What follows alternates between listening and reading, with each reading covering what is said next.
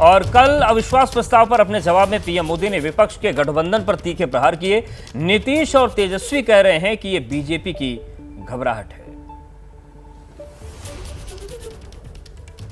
जहाँ घटनाएं घट गई तो उसी के बारे में भी कोई बयान नहीं। हाउस चलता है, बाहर घूमते रहते हैं तो उनको दे। तो अब तो उनको परेशानी है ही न जी। अब इतनी पार्टियां एकजुट हो रही हैं, यही पटना से शुरू होकर के अब जानते हैं तीसरा भी अब होने वाला है। तो ये सब होने के बाद सब एकजुट होंगे और मिल करके और जो कुछ भी होगा कि आगे क्या होना चाहिए, किस तरह से इस देश के विकास के लिए काम होना चाहिए, वो सारी बातें तय करके किया जाएगा। और कौन कहाँ से लड़ेंगे वो सब तय हो जाएगा। अब तो मीटिंग चल रही है, शुरू हो गई है लोग।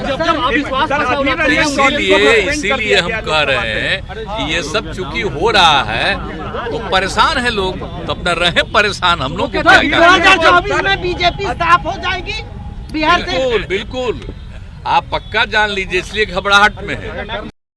उस हिसाब से उन्होंने कही नहीं। और इस तरह की बातें अगर विपक्ष को बोल रहे हैं घमंडिया या कोई अलग अलग शब्द, तो आप समझ सकते हैं कि ये लोग घबराए हुए लोग हैं, डरे हुए लोग हैं। और जब से ये गठबंधन बना है, पूरे देश भर में विपक्ष की एकता हुई है, जिसकी कवायद माननीय नीतीश कुमार जी, लालू जी ने पूरे दौर पे जो है शुरुआत की। जैसा बिहार में किया वैसे ही देश में हम लोग करते हैं। तो ये लोग डरे हुए हैं। नतीजा वही होना है जो बिहार में हुआ, वही देश में होना है। तो ये घबराहट की जो है, आप कह सकते हैं उनका पूरा बॉडी लैंग्वेज भी पहले से जो है बदला हुआ नजर आ रहा था। कोई दम नहीं था। भ्रम में रहने दीजिए। कल तो चौके छक्के की बात कर रहे थे, विपक्ष का गुगली उनको समझ में आएगा।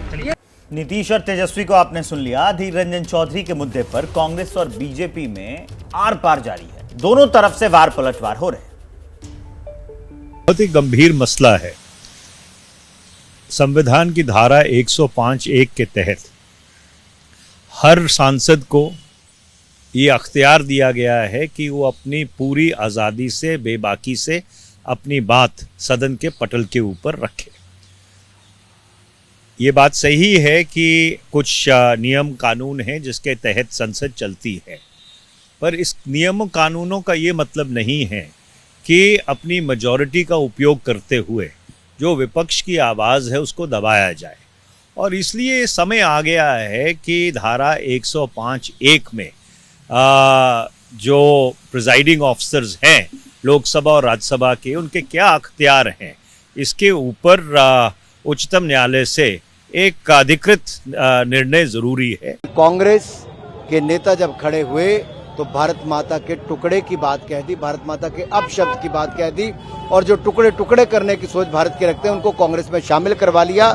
ये अपने आप में दिखाता है कांग्रेस की सोच क्या है। देश देख रहा है, तभी तो कांग्रेस को इतनी सीटें भी नहीं मिल पा रही कि वो सदन में विपक्ष का उनका नेता बन पाए। लेकिन जो उनका नेता वहां पर अभी कांग्रेस पार्टी का है, विपक्ष का तो नहीं बन पाया। उनको भी कांग्रेस ने बोलने का अवसर नहीं दिया अधीर रंजन चौधरी जी को। जब भारतीय जनता पार्टी के और से ये कहा गया, माननीय गृह मंत्री जी ने कहा स्पीकर साहब से कि हमारे टाइम में से दे दीजिए, जब अधीर रंजन जी बोले तो गुड़ का गोबर ही किया। ये पहले भी किया, आज भी किया। लोग इतिहास जानते हैं। लेकिन एक बार फिर कांग्रेस का एक घिनौना चेहरा, जिसके पीछे इनकी केवल राजनीति नजर आती है, सत्ता में आने के लिए कितना गिर सकते हैं वो देश ने कल भी देखा। और बिल्कुल भी दम नहीं सुनने का। तो सुना आपने किस तरीके से दोनों तरफ से बातें हो रही हैं। अनुराग ठाकुर ने कहा कि विपक्ष गुड़ का गोबर करता है, वहीं मनीष तिवारी ने कहा कि तमाम चीजों को देखने की जरूरत है।